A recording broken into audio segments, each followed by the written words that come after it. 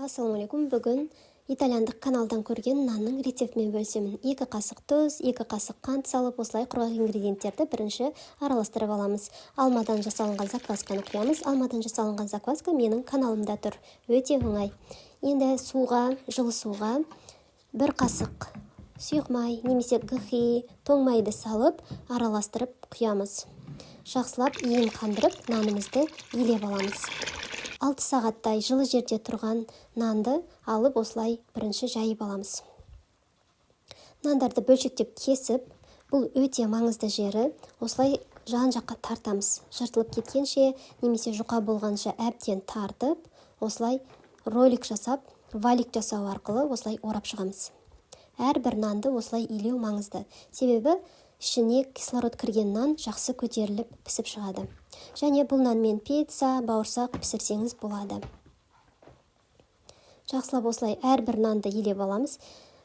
Біз көбінде домалақтап илеміз, бірақ олай илеуге болмайды. Міне дәл видеода қалай көрсетіп тұрмын. Осылай тарту арқылы илейсіз.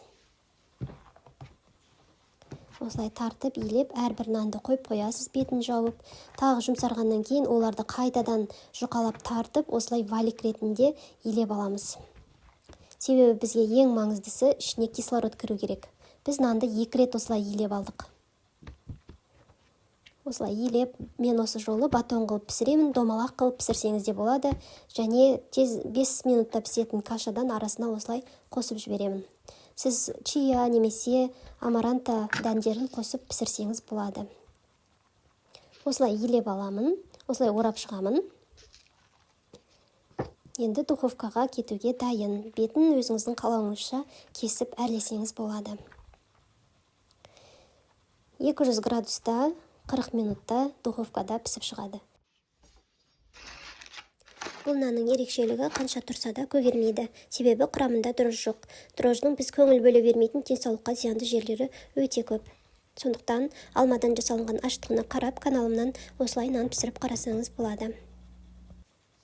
Магазиннен алған нандар көбінде 2-3 күнде көгеріп кетеді, ал бұл нан 1 апта тұрса да көгермейді. Салқын жерде, пакетте сақтасаңыз болады.